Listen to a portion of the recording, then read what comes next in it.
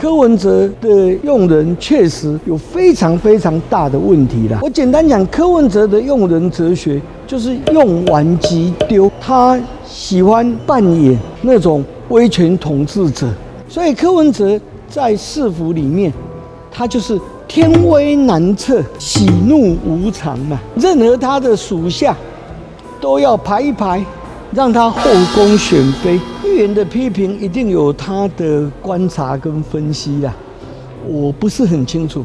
不过在我看，柯文哲的用人确实有非常大的问题啦。我简单讲，柯文哲的用人哲学就是用完即丢。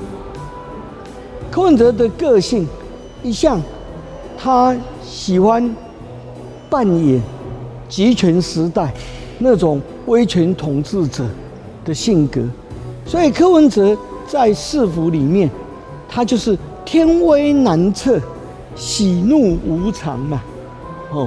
那任何他的属下都要排一排，让他后宫选妃。他看中了谁，觉得谁好才重用谁。那还有另外一点，他很糟糕的，也是他领导能力严重不足的地方，就是柯文哲事实上他是功劳自己揽，责任别人扛。那这样子让整个团队大家会很难跟他共处啦。那先前他用完即丢的案例太多了，你像第一任的交通局长钟惠玉开始，一直到都发局长林周明，这些都曾经帮他立下汗马功劳啊。说实在话，他这1、2个月来声量的下跌，那现在他的粉丝纷纷求去，其实这才只是冰山的一角。还没有离开的粉丝，其实多半是因为他们还想看看柯文哲，你还要耍什么花样？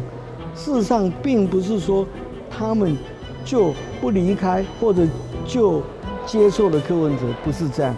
在我看，柯文哲他的支持者、过去的追随者这种动摇啊，那绝对不是说那5%、10%的问题而已，应该是相当一个部分。那柯文哲心知肚明，大概他的支持者的流失很可能有达到1半之多，所以柯文哲现在想方设法啦。这几天他又开始胡说八道嘛，他又开始忽蓝忽绿忽红但是事实上柯文哲已经黔驴技穷了。